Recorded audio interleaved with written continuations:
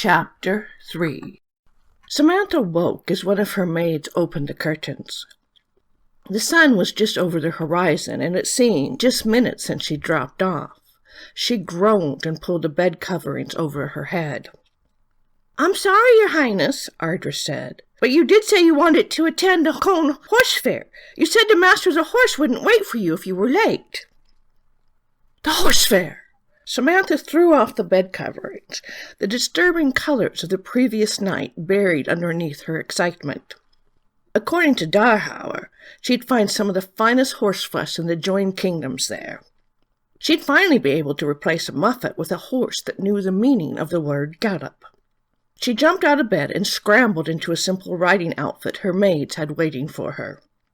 "What do we say if someone comes looking for you, Your Highness?" Malvina asked. Samantha frowned. Her father would be furious if he found out where she'd gone. It would be just like him to send an entire squadron of the Royal Guard to rescue me. "Tell them I overindulged at the ball, and I'm not feeling well." After her maids finished braiding her hair, Samantha belted on her sword and took a quick glance at herself in the mirror. She smiled with approval. She almost looked like a peasant.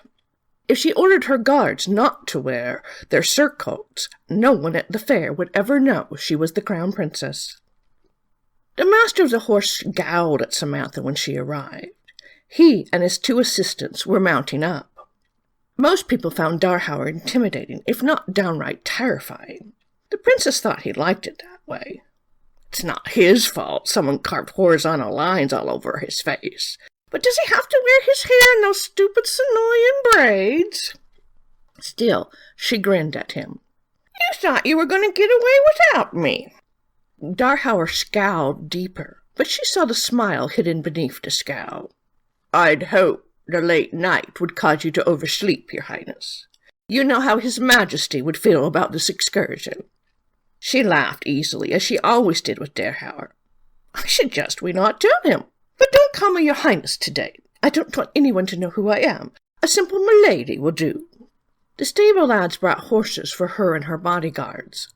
Vaughn smiled shyly while he held Muffet for her to mount. He was a stringy boy of 12 and gave the impression of having grown too fast. He was nearly as tall as she was, but no bigger around than a fence pole. As always, his hair stood up all over his head and was full of bits of straw. "Let's ride," she said as soon as she was in the saddle and took off. Darhauer and the other men had no difficulty catching up. Unlike the princess, Muffet was far too much of a lady to do something as undignified as race. They rode out of the palace gates and through the city. As they left Murtagan behind, Darhauer pulled up beside her. "Did you enjoy the ball, Your Highness? Find that someone special yet?" The princess shot him a withering glare, and he laughed until she finally joined him. Darhauer was the only one who ever teased her, but she didn't want to think about the ball, and she certainly didn't want to think about the strange orange glow that had surrounded Count Pandaren. Darhauer's presence made it harder for her to push such thoughts away. He was the first person she'd ever seen surrounded by color. She'd been 14 when she went to the stables, hoping the new master of the horse would be more reasonable than the man he was replacing. His back was to her as she entered, and as he turned, he suddenly burst into color, the green of a meadow on a spring morning.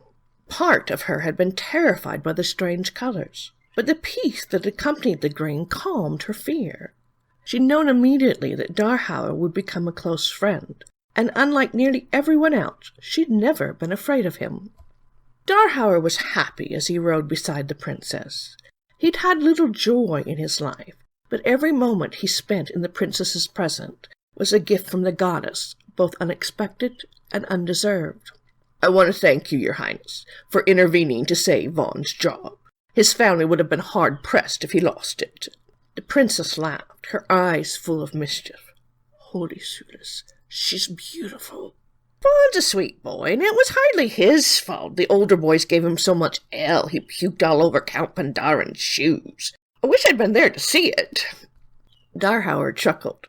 "The Count nearly fainted. He wanted Vaughn not only dismissed, but flayed. You know how obsessed he is with his appearance. Positively womanish he is." Samantha's eyes narrowed. Why is it whenever a man is weak they say he is womanish? Look at these hands. She held up a callous palm. I can use a sword nearly as well as you. Pandaren is most definitely not womanish. Have you ever seen a woman give birth? Do you think Pandaren could do that? Well, Darhauer knew the princess's skills weren't equal to his own. She was far better than Pandaren. I apologize, your highness. How shall I describe the good count? The princess wrinkled her nose. Rabbitish. Smooth, soft, and cowardly. I'd rather sleep with my horse. I pray it never comes to that, your highness. Darhauer grew hot at the thought of any of those at court touching the princess. In another life, he'd have castrated any man that tried. But he left that life behind, and intervening in her marriage plans wasn't his place. In fact, he had no right to even take her with him today. If the king found out, it would cost him his job, or worse. But he'd never been able to say no to the princess, just as he hadn't been able to say no to her mother so many long years ago. The princess suddenly slowed. He reined in and followed her eyes. She was staring at Glone Tor, which rose out of the plains less than a quarter of a mile north of the road. The mountain was formed from pure black obsidian and rose over 500 feet from the valley floor.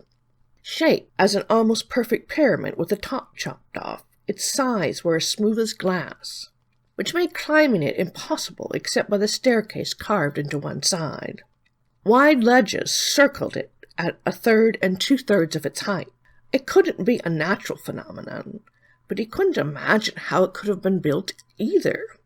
Have you ever been to the top? The princess asked. No, he answered. He didn't tell her he was unworthy to approach the goddess's holiest shrine. The king's still threatening to place you up there.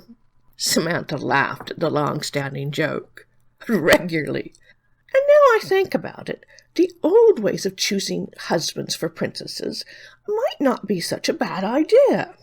Darhauer raised an eyebrow. You want to stand at the top and see which man can ride his horse up and prove he is the goddess's choice for your husband? Since nobody could do it, wouldn't it prove nobody was the goddess's choice? I wouldn't have to marry at all. Darhauer laughed. I guess it would at that, your highness. Have you made such a proposal to the king? I'm working on it. Despite her light tone, Darhauer could sense uneasiness in the princess. He wondered if it was merely because she didn't wish to marry, or if something about Glone Tor disturbed her. Count Nola shivered as he met Duke Arbital's cold eyes. He hadn't been happy when he received the Duke's invitation to breakfast, but he hadn't dared refuse. The Duke pulled out a knife with a huge ruby in its hilt, though the only thing he did with it was carve his meat. Nola couldn't help feeling he'd carved Nola's breast just as easily.